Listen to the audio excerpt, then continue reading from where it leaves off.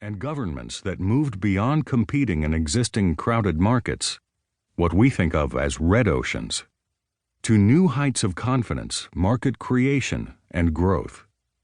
What we learned in studying those who succeeded in making this shift, as well as those who failed, is that for any process to work, it must acknowledge our doubts and build our confidence as much as unlock people's requisite creativity with proven steps.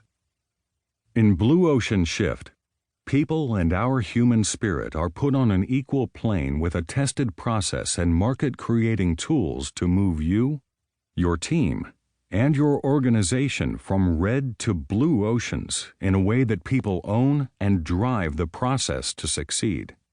It provides a step-by-step guide anyone can follow with battle-tested lessons learned from the field on what works, what doesn't, and how to avoid potential pitfalls along the way. We made our choice of what verse we want to bring to the world. We firmly believe that we are all capable of creating new frontiers and verses of our own. As Nelson Mandela once noted, "It always seems impossible until it's done." We hope that this audiobook can help you make yours. Part 1. Blue Ocean Shift. Chapter 1. Reach Beyond the Best. When I play music, I feel like I'm in a beautiful world that is endless. In 2008, amid the devastation that is Iraq, a country of religious and ethnic divisions, hardship, and war, Zuhal Sultan had a dream. The 17-year-old Iraqi pianist wanted to create her country's first national youth orchestra and travel with it abroad. Iraq, however, had few formally trained musicians or music teachers, and few quality instruments to speak of, not to mention cultural chasms dating back centuries that divided Iraqi youth. Where to begin? Using the internet, Zuhal reached out to find a conductor. Paul McAlendon, a Scottish conductor and classically trained musician, responded and signed on to lead the National Youth Orchestra of Iraq, NYOI. It didn't take Paul long to see that he would need to be a strategist as well as a musician, since the orchestra would have no chance if it competed on the same terms as other national youth orchestras. The industry was intensely competitive, dominated by venerable European youth orchestras from countries such as France, Italy, Spain, and the UK, comprised of highly trained young musicians with great technical skills.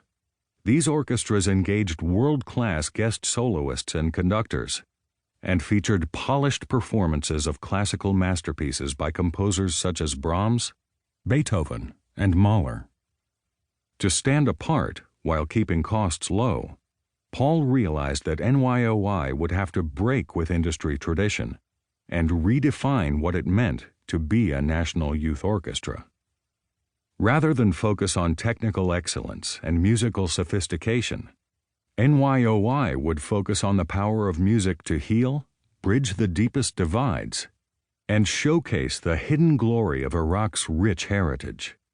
To this end, Paul reduced the orchestra's reliance on musical excellence and a sophisticated European repertoire, and eliminated renowned guest soloists and guest conductors, which dramatically dropped its cost structure.